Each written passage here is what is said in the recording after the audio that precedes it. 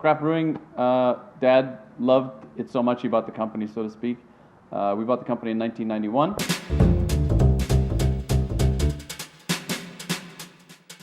In 1996, added our red leaf, and took some time to evolve. But as we started, the market started changing and people's palates started changing.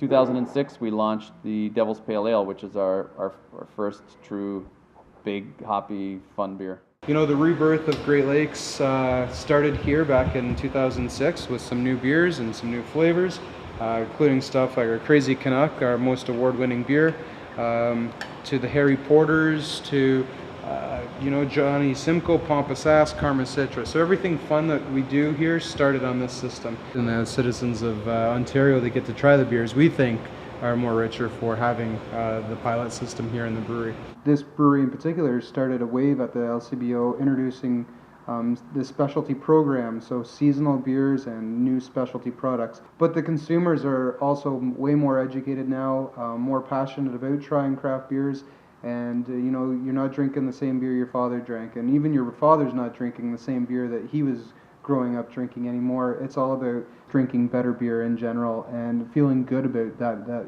product that you're consuming. All these beers are sitting here aging or fermenting with our different strains of yeast that we use. So because we do so many varieties of different beers, we have different yeast strains. When we do our saisons, we use a Belgian yeast strain. When we do our IPAs, we use a California yeast strain, American yeast strain. So we have a bunch of different things in them right now. We're always busy here. We're always doing new things, new beers, and the tanks are always full. We don't have room in any of our tanks at any given day.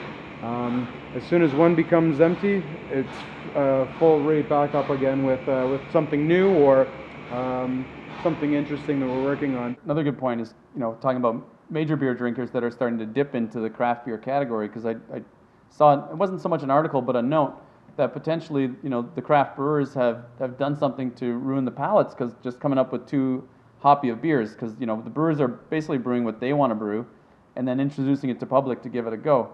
And for the ones that are scared of hops, I always say you have to imagine it very similar to spicy food. So the first time you've ever had something really spicy, it burns your mouth, except you go back and try it again. So, for somebody that's, new to craft beer, especially something that is bold and has some good IBUs to it, is not to be scared that you need to keep tasting to sort of get what I call palatized, to kill that sort of burn of the hop. Because once that burn is gone, you get the full flavor and the aromas. Your palate is adapting to what it's completely not used to. And like I said, for a major beer drinker that drinks blonde lager, to grab a Robo Hop would just be like, this is poison, but just, take smaller bits over longer periods of time. You don't have to drink 24 of these, and be adventurous and let your palate evolve, because it needs to. One of the things we're doing at Great Lakes is a new series of beers called Tank 10. It debuted just before Christmas this year with the launch of Pompous Ass. It was an English pale ale. So what it is we like to call it a tickle trunk of different treats that our brewers are allowed to do whatever they want on tank number 10. We've done stuff like Johnny Simcoe, American Pale Ale. Just recently we've done the Robo Hop, which I'm enjoying right now, a nice 9.5 Imperial IPA. And we'll have some other new and interesting stuff coming out through 2013. The closer you are to easy drinking and not adventurous, that's not what the craft beer drinker wants. So there definitely is a middle ground for that. You don't have to be, 100 IBUs and 9.5% alcohol, but that's one style or one category that it's really fun to be in. So I was mentioning tank number 10. Here is the baby here. So in here we have something special coming out soon.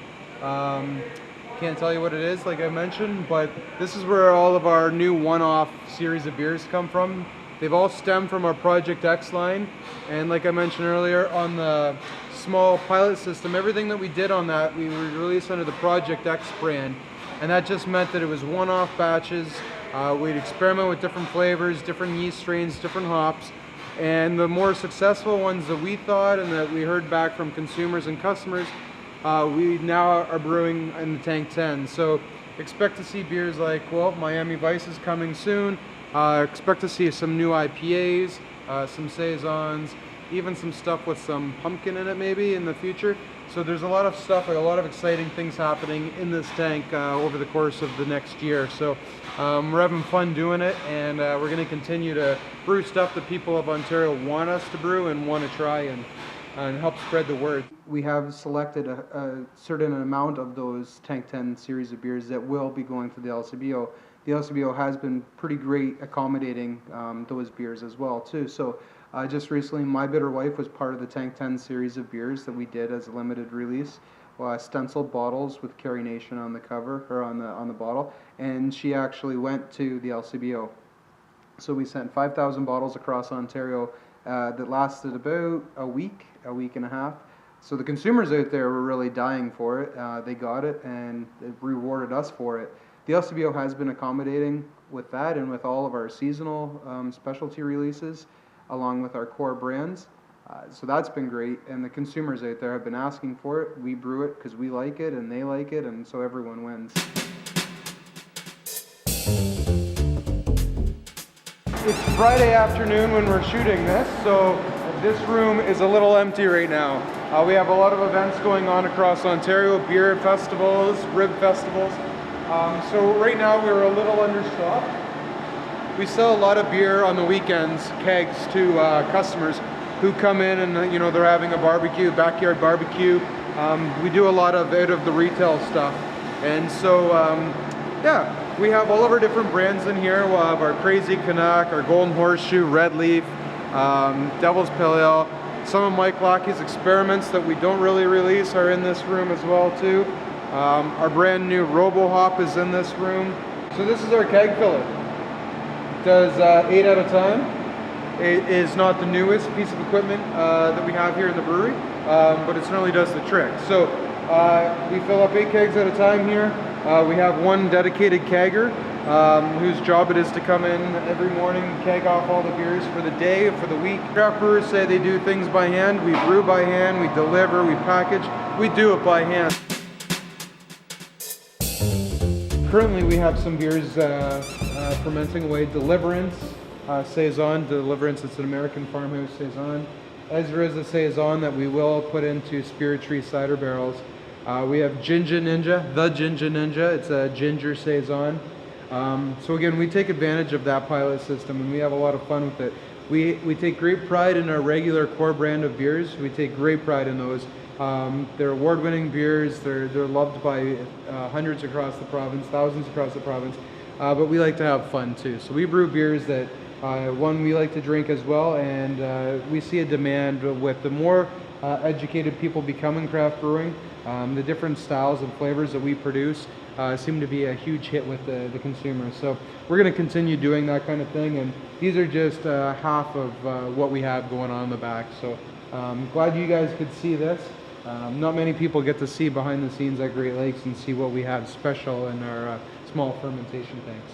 I think at Great Lakes we cover a broad spectrum of styles and flavors, and that's why we were recognized and awarded the Canadian Brewer of the Year. Not only that we do fantastic beers here, but we cover a wide range of beers that for any style or any type of beer drinker out there, they can rest in comfort knowing that they can find a good beer that fits their needs at Great Lakes Brewery.